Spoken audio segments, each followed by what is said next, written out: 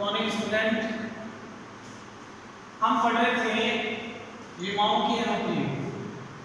विमाओं के अनुप्रयोग में सबसे पहला अनुप्रयोग देखा था हमने समीकरण की सत्यता जांच करना। समीकरण की सत्यता जांच। कोई भी अपने को समीकरण दे रखा है, उस समीकरण को देखना है कि यह समीकरण सही है या गलत। इसका मतलब हम विमीय दृष्टि यानी विमीय सूत्र की सहायता से हम चेक कर सकते हैं कि समीकरण सत्य है या असत्य है। इसके लिए मैंने दो क्वेश्चन आपको दिए थे होमवर्क के लिए। एक बार उन क्वेश्चनों को देखना। पहला क्वेश्चन था f = ma, अपना समीकरण था। उस समीकरण को चेक करना है कि समीकरण सही है या गलत है।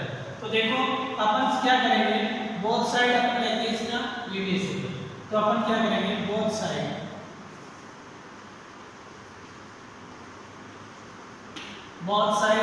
विमीय सूत्र, बोथ साइड अपन लेंगे डायमेंशन। तो सबसे पहले अपन डायमेंशन लेंगे LHS साइड। LHS साइड में क्या है, फोर्स। फोर्स की डायमेंशन हमें भी पता है क्या होती है, m1 l1 t-2। ठीक है। अब अपने को निकालनी है RHS साइड। RHS साइड की डायमेंशन क्या होगी, मास की यूनिट हो जाएगी m1 l0 t0, यानी मास है इसका मतलब m1 हो जाएगी। एक क्या है, त्वरण। तो त्वरण का विमा आपने देखिए, त्वरण की विमा हो जाएगी m0 l1 t-2। अब देखो ये विमा क्या हो जाएगी, m1 0 और 1 मिलकर के क्या हो गया, 1 l1 t-2। देखो LHS साइड और RHS साइड दोनों तरफ विमाएं समान है। इसका मतलब हम ये कह सकते हैं समीकरण क्या है, शाश्वत सत्य है। ठीक है। इसी प्रकार में आपने कुछ क्वेश्चन एक और दिया था, उस क्वेश्चन के हिसाब से आपको देखना है। इसी तरीके से दोनों तरफ आपको विमाएं लेनी है और विमाओं में से चेक करना है कि यदि दोनों तरफ की विमाएं समान है तो अपन ये कह सकते हैं समीकरण सत्य है। और यदि दोनों तरफ की विमाएं समान नहीं है तो समीकरण क्या हो जाएगा, असत्य हो जाएगा। ठीक है। अब अपन आगे चलते हैं दूसरा अनुप्रयोग।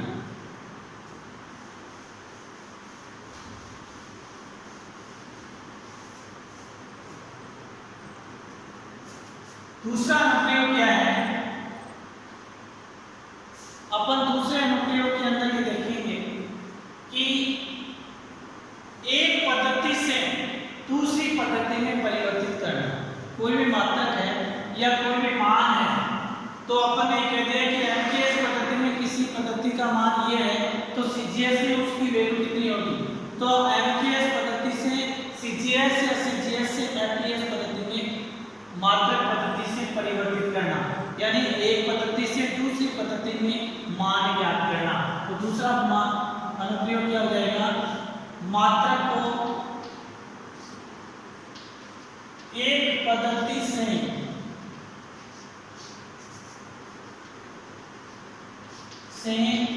दूसरी पद्धति में परिवर्तित करना। मात्रक को एक पद्धति से दूसरी पद्धति में परिवर्तित करना। देखो इसको अपन लिखते हैं n1 इंटू पहली पद्धति में मात्रक, यानी n1 इंटू पहली पद्धति में मात्रक इक्वल टू होता है n2 गुना दूसरी पद्धति में मात्रक। तो n1 क्या है, मान है, वैल्यू है। जैसे मैं कहूं 10 न्यूटन, तो 10 क्या है, n, न्यूटन क्या हो गया, मात्रक हो गया। तो n1 गुना पहली पद्धति में मात्रक,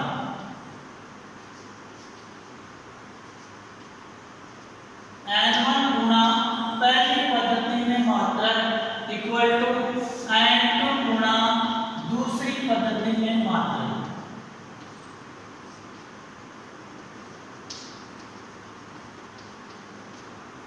ठीक है। यानी अपन इसको कैसे करेंगे, n1 क्या वैल्यू है, पहली पद्धति में वैल्यू कितनी, जैसे 10 न्यूटन है तो अपन यहां कह सकते हैं, आपको कह दिया 10 न्यूटन है, इस न्यूटन को चेंज कर दिए CGS पद्धति में तो n2 की वैल्यू कितनी आएगी और दूसरी पद्धति में उसका मात्रक क्या होगा। ठीक है।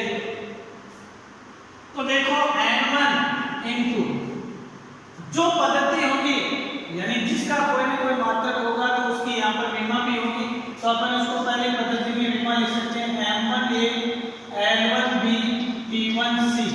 M1 L1 T1 क्या है? पहली पद्धति में द्रव्यमान, लंबाई और समय है, और ऊपर लगी विमा A B C। पहली पद्धति में M1 की विमा A, L1 की विमा B, T1 की विमा क्या होगी? C होगी। फिर अपन यहाँ पर करेंगे M2। इसी प्रकार दूसरी पद्धति में अपन लिख सकते हैं M2A L2B T2C। ये अपना हो गया दूसरी पद्धति में।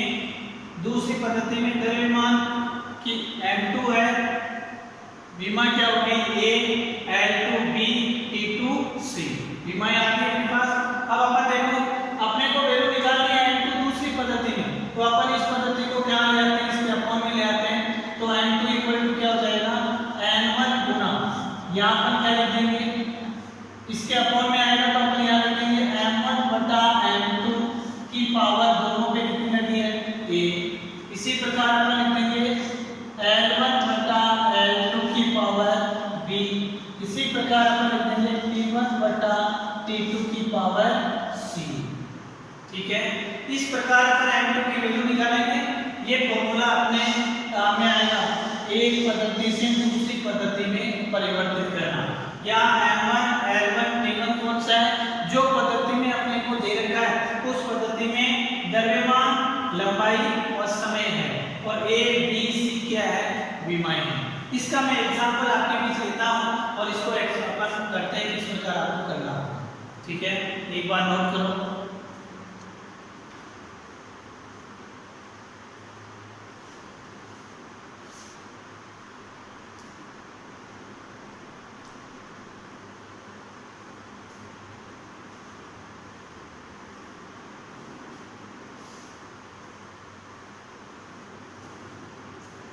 अब इसका देखो इक्वेशन लेते हैं और फिर सॉल्यूशन करते हैं।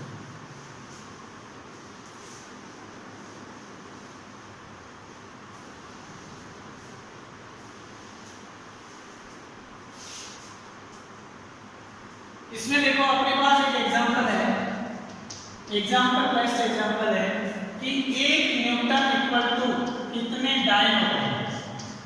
डाइन बल का सीजीएस मात्रक, यानी डाइन इक्वल टू क्या होता है? न्यूटन इक्वल टू क्या होता है? न्यूटन एमजीएस मात्रक है। न्यूटन इक्वल टू अपन लिख सकते हैं केजी मीटर प्रति सेकंड स्क्वायर। ठीक है, और डाइन का एक डाइन का मतलब क्या होगा? डाइन इक्वल टू अपन लिख सकते हैं, डाइन इक्वल टू यहाँ पर हो जाएगा ग्राम सेंटीमीटर पर second square.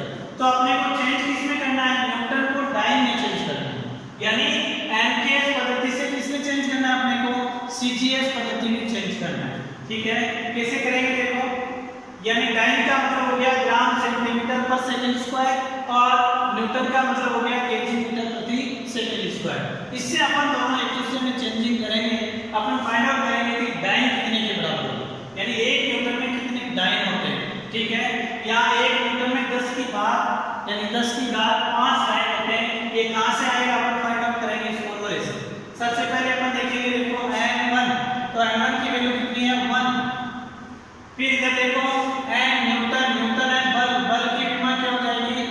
m1 L1 T1 की घात -2। समझ में आ गया? और इस पर पावर कितनी लगी थी? 1। ठीक है, अब देखो सॉरी m1 की घात 1 थी, L1 की घात 1, T1 की घात -2, तो यहाँ ABC की जगह आ जाएगा 1 1 T-2। ठीक है, अब देखो आगे चलेंगे n2, n2 की वैल्यू आपको दी हुई नहीं है, यहाँ पर हो जाएगा n2 की वैल्यू।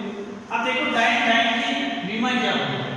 डायमेंशन यदि देखेंगे तो डायमेंशन हो जाएगी यहाँ पर m, यानी इसको m1 L1 T1 कह देंगे, इसको कह देंगे m2 1 L1 T-2, इसको m2 L2 T2 कह देंगे। m1 L1 T1 क्या है? पहली पद्धति में विमा, और यहाँ m2 L2 क्या है? दूसरी पद्धति में विमा। यहाँ ऊपर सेम होगी क्योंकि इधर भी डाइन है इधर भी न्यूटन है। मैंने आपको कहा था मात्रक चेंज होने से विमा चेंज नहीं होती, इसका मतलब दोनों साइड विमा क्या आएगी? समान होगी। ठीक है, अब देखो इसको आगे कैसे करना है, यही फॉर्मूला अपने को काम में लेना है।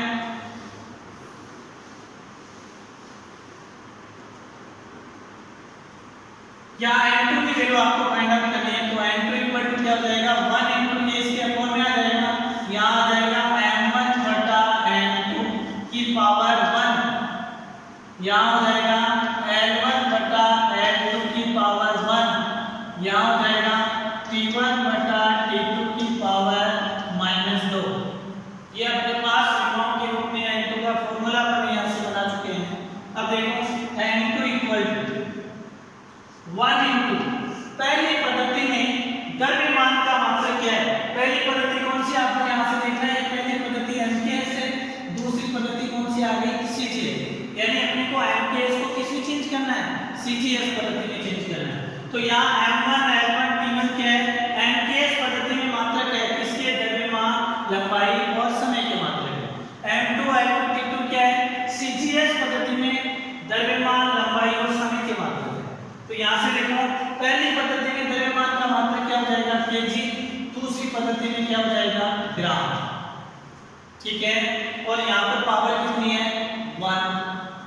अब देखो L1 बटा L2, पहली पद्धति में लंबाई का मात्रक मीटर, दूसरी पद्धति में लंबाई का मात्रक क्या हो जाएगा सेंटीमीटर, इसकी पावर कितनी हो जाएगी 1। अब देखो यहाँ पर T1 की वैल्यू क्या होती है, मात्रक होता है सेकंड, MKS में भी और CGS में भी क्या होता है सेकंड, पावर कितनी लग जाएगी -2। अब देखो अपने को मात्रक किसमें निकालना है, वैल्यू निकालनी है Q2, तो मैं देखो kg को ग्राम में चेंज कर सकता हूँ, यानी आपने पढ़ा है ये kg में 1000 ग्राम होते हैं, ठीक है, या 1 मीटर में 100 सेंटीमीटर होते हैं। तो मैं केजी की जगह 1000 ग्राम लिख सकता हूँ, सेंटीमीटर मीटर की जगह मैं 100 सेंटीमीटर लिख सकता हूँ, ठीक है। तो हमें इसी प्रकार आप नोट करो, आगे मैं बताता हूँ।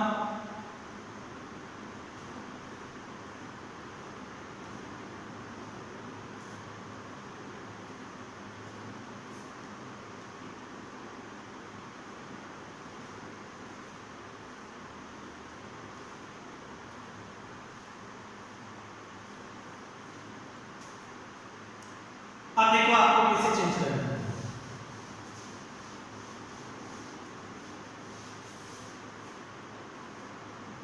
अपना क्वेश्चन इधर में लिख रहा हूं 1 न्यूटन इक्वल टू, यहां लिखा हुआ है कितने डाइन होते हैं, ठीक है।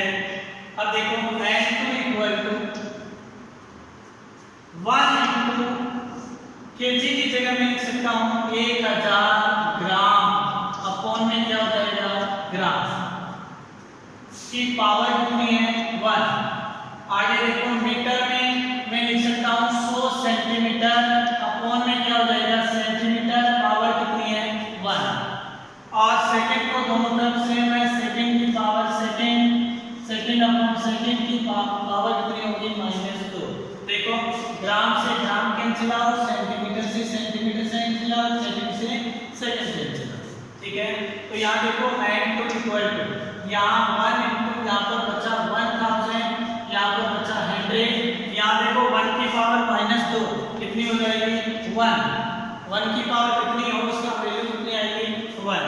तो n2 इक्वल टू क्या हो जाएगा 1000 into 100, यानी अपन इसको लिख सकते हैं 10 की पावर 3 + 2 10 की पावर 5, इसका मतलब यहाँ पर कितना आ जाएगा 10 की पावर 5 डाइन होता है, यानी 1 न्यूटन इक्वल टू कितना होता है 10 की पावर 5 डाइन। इस प्रकार आपको एक फॉर्मूला तैयार करना है, यानी किसी भी भौतिक राशि को एक पद्धति से दूसरी पद्धति में किस प्रकार परिवर्तित किया गया है उसको अपन इसी रूप से तैयार करेंगे, ठीक है। इसी का अपन दूसरा क्वेश्चन और लेंगे, एक बार नोट करो।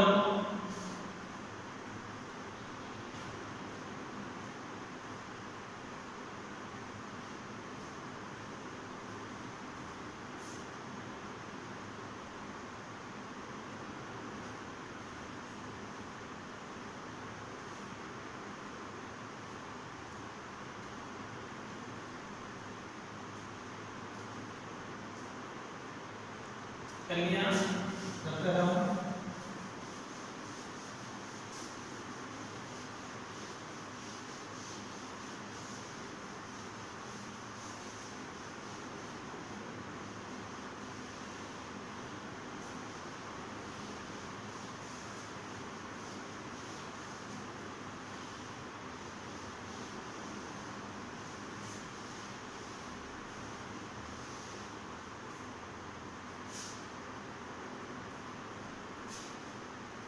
सेकेंड एग्जांपल अपने यहां से लेते हैं। क्वेश्चन अपने पास आ गया, पारे का एमकेएस पद्धति में घनत्व 13.6 ग्राम प्रति सेंटीमीटर क्यूब है, तो सीजीएस पद्धति में मान ज्ञात कीजिए। क्वेश्चन है अपना, पारे का एमकेएस पद्धति में घनत्व, सॉरी यहाँ पर केजी पर मीटर क्यूब, एमकेएस पद्धति है तो अपन लिखेंगे यहाँ पर केजी पर मीटर क्यूब, क्योंकि एमकेएस पद्धति में द्रव्यमान का मात्रक केजी होता है और लंबाई का मात्रक क्या होता है, मीटर होता है। ठीक है, तो अपने को क्वेश्चन दे दिया कि पारे का एमकेएस पद्धति में घनत्व 13.6 केजी पर मीटर क्यूब है, तो सीजीएस पद्धति में मान ज्ञात कीजिए। तो अपन क्या करेंगे, देखो सॉल्यूशन अपन कैसे निकालेंगे, n1 गुणा पहली पद्धति में मात्रक बराबर n2 गुणा दूसरी पद्धति में मात्रक। देखो मात्रक में एक रिलेशन होता है, यहां से एक चीज आ रही है, मात्रक और आंतरिक मान में रिलेशन होता है। मात्रक जो होता है वो आंतरिक मान के व्युत्क्रमानुपाती होता है, यानी मात्रक एक दूसरे के इनवर्स प्रोपोर्शनल होता है आंतरिक मान, यानी आंतरिक मान जितना बड़ा होगा मात्रक उतना ही छोटा होगा, आंतरिक मान जितना छोटा होगा मात्रक उतना ही बड़ा होगा। जैसे मैं कहूं 1 केजी, देखो केजी में 1 छोटा है तो केजी क्या हो गया, बड़ा होगा। इसी प्रकार मैं लिख सकता हूं 1000 ग्राम, देखो 1000 बड़ा हो गया तो यहाँ पर ग्राम क्या हो जाएगा, छोटा हो जाएगा। तो अपन ये देख सकते हैं मात्रक आंतरिक मान के व्युत्क्रमानुपाती होता है, मात्रक जितना बड़ा होगा आंतरिक मान उतना ही छोटा होगा, मात्रक जितना छोटा होगा आंतरिक मान उतना ही बड़ा होगा। जैसे 1 केजी इक्वल टू 1000 ग्राम अपन लिख सकते हैं, तो यहाँ देखो 1 छोटा है तो केजी बड़ा है, और यहाँ 1000 बड़ा है तो ग्राम छोटा है। ठीक है, तो अपन ये रिलेशन स्थापित कर सकते हैं। ठीक है, तो इसी प्रकार अपन देखो यहाँ n1 गुणा पहली पद्धति में मात्रक, n2 गुणा दूसरी पद्धति में मात्रक। तो n1 की वैल्यू पहली पद्धति में वैल्यू कितनी दे रखी है, 13.6। पहली पद्धति में मात्रक है, मात्रक से अपने पास सीमा भी आएगी, तो मात्रक घनत्व है, तो घनत्व बराबर लिखो, घनत्व बराबर सूत्र होता है द्रव्यमान बटा आयतन। मात्रक हो गया तो द्रव्यमान का विमा होगी m1, आयतन की विमा होती है L3, तो यहाँ से क्या हो जाएगा m1 L की घात -3 t की पावर क्या आ जाएगी 0। तो घनत्व की विमा अपने पास आ गई m1 L की पावर -3 t की पावर 0। ठीक है, अब देखो पहली पद्धति में अपन लिखेंगे यहाँ पर m1 की पावर 1 L की पावर -3 t की पावर 0 1 1, यानी पहली पद्धति। इसी प्रकार दूसरी पद्धति में अपने को n2 की वैल्यू फाइंड आउट करनी है, तो अपन यहाँ क्या करेंगे n2 इंटू दूसरी पद्धति में मात्रक सेम होगा। मैंने आपको कहा था मात्रक पद्धति से चेंज होने से मात्रक चेंज नहीं होता है, सॉरी मात्रक चेंज हो जाता है, परंतु यहाँ विमा चेंज नहीं होती है, तो विमा सेम होगी।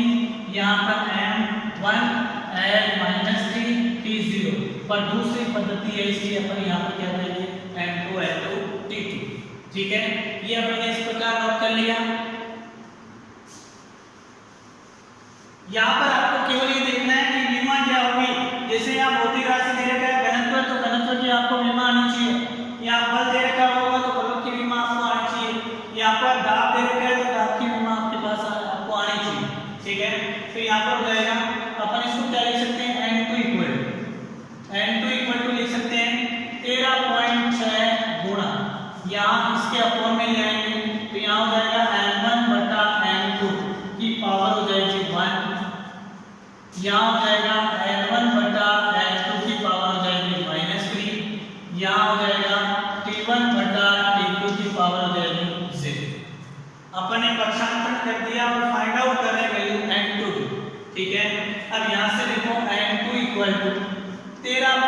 0.6 इंटू, यहाँ देखो M1 पहली पद्धति कौन सी है, MKS पद्धति।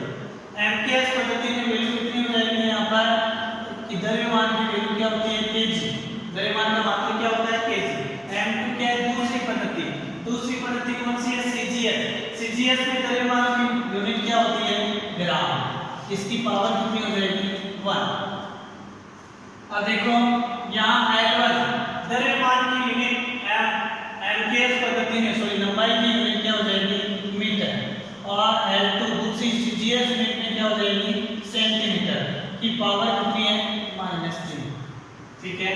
अब देखो यहाँ से T1 सेकंड, T2 भी क्या हो जाएगा, सेकंड। इसकी पावर कितनी हो जाएगी, 0। अब यहाँ पर चेंज करने के बाद अपन चेंज करेंगे kg को ग्राम में, मीटर को सेंटीमीटर में, और सेकंड में चेंज करने की आवश्यकता नहीं है, क्योंकि MKS, CGS और FPS तीनों पद्धतियों में समय का मात्रक क्या होता है, सेकंड होता है। ये नोट करो।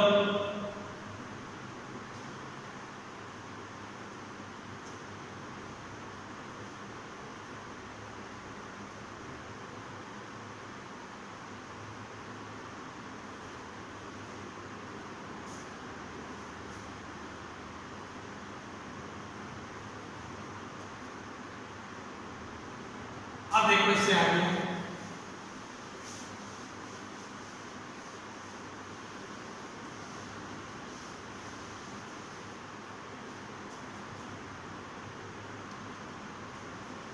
अब यहाँ पर देखो N2 इक्वल टू 13.6 इंटू, अब देखो केजी की जगह क्या लिख सकते हैं अपन, 1000 ग्राम अपॉन में क्या हो जाएगा, ग्राम। ठीक है। की पावर कितनी हो जाएगी, 1। यहाँ देखो मीटर सेंटीमीटर, मीटर की जगह क्या लिख सकते हैं, 100 सेंटीमीटर अपॉन क्या हो जाएगा, सेंटीमीटर। की पावर कितनी है, -3। ठीक है। अब देखो इंटू सेकंड की जगह सेकंड अपॉन सेकंड, की पावर कितनी है, 0। अब देखो ग्राम से ग्राम कैंसिल आउट, सेंटीमीटर से सेंटीमीटर कैंसिल आउट, सेकंड से सेकंड कैंसिल आउट। अब देखो यहाँ पर क्या बचा, N2 इक्वल टू 13.6। यहाँ पर बचा, देखो इसको अपन लिख सकते हैं 1000 की पावर 1। यहाँ पर देखो अपन क्या लिख सकते हैं, 100 की पावर -3, और यहाँ पर हो जाएगा 1 की पावर 0 का मतलब 1। अब यहाँ देखो N2 इक्वल टू 13.6, यहाँ पर हो जाएगा 1000 की पावर 1 का मतलब 1000। यहाँ पर 10 की पावर क्यूब है, इसको अपन ऐसे लिख सकते हैं 100 अपॉन 10 की पावर क्यूब। -3 है, इस -3 को हटाने के लिए यदि अपन अपॉन में लेंगे इसको, तो पावर प्लस में हो जाएगी, इंटू क्या हो जाएगा, 1। ठीक है। अब देखो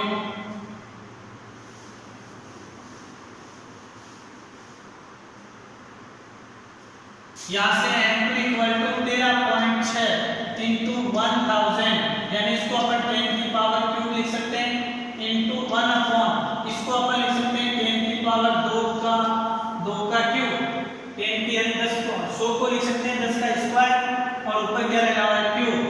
अब देखो N2 इक्वल टू हो जाएगा 13.6 इंटू 10 की पावर क्यूब इंटू 1 अपॉन 10 की पावर 2 इंटू 3 हो जाएगा 10 की पावर 6। यहाँ पे देखो 10 की पावर क्यूब 6 कटा, तो यहाँ पर क्या बच गया, 10 की पावर 3। यहाँ पर N2 इक्वल टू हो जाएगा 13.6 गुणा 10 की पावर क्यूब ऊपर आएगा तो कितना हो जाएगा, 10 की घात -3। यहाँ पर ये वैल्यू किसकी आ जाएगी, N2 की। तो अपन लिख सकते हैं 13.6 kg पर मीटर क्यूब इक्वल टू होता है 13.6 इंटू 10 की पावर -क्यूब ग्राम पर सेंटीमीटर क्यूब। ये अपना आंसर है। ठीक है। यहाँ से क्या चेंज हो रहा है, यहाँ पर देखो N2 की वैल्यू चेंज हुई है, N2 की वैल्यू आ गई 13.6 इंटू 10 की पावर -3। ये -3 किसकी वजह से आया, क्योंकि यहाँ पर मात्रक की पद्धति चेंज हो गई, ग्राम पर सेंटीमीटर पे, यहाँ पर आ रहा है kg पर मीटर। ठीक है। अब अपन इसी प्रकार अपन इसकी वैल्यू किसी प्रकार फाइंड आउट कर सकते हैं, यानी ये दूसरा रूल क्या है, किसी भी भौतिक राशि को एक पद्धति से दूसरी पद्धति में परिवर्तित करना, यानी ये मान करना इससे होगा। ठीक है, अब अपन चलते हैं दूसरे क्वेश्चन में। ये थर्ड क्वेश्चन और सेकंड क्वेश्चन हो गया। इसी प्रकार आपकी बुक में कुछ क्वेश्चन दे रखे हैं, वो क्वेश्चन आप करोगे। मैं आपके लिए होमवर्क के लिए क्वेश्चन दे रहा हूं।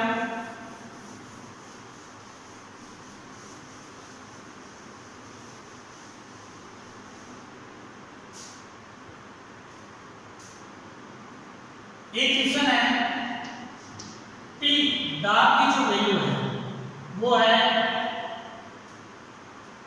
1 बार इक्वल टू कितने पास्कल होगा।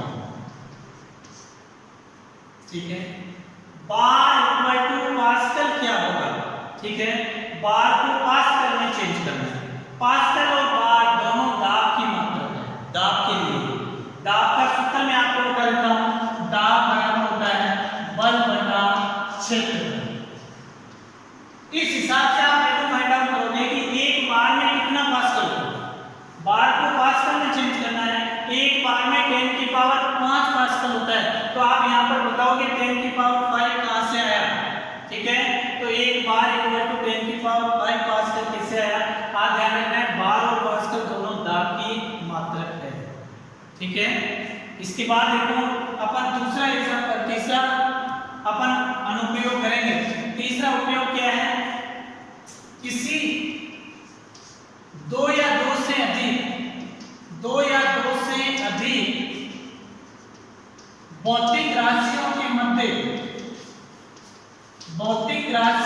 मध्य संबंध स्थापित करना। अपने पास दो या दो से अधिक भौतिक राशियां हैं और उनके बीच संबंध स्थापित करना है और एक फॉर्मूला बनाना है। तो वो किस विधि से किस प्रकार बनाते हैं, इसका जिक्र अपन नेक्स्ट क्लास में करेंगे। ठीक है, थैंक यू, धन्यवाद।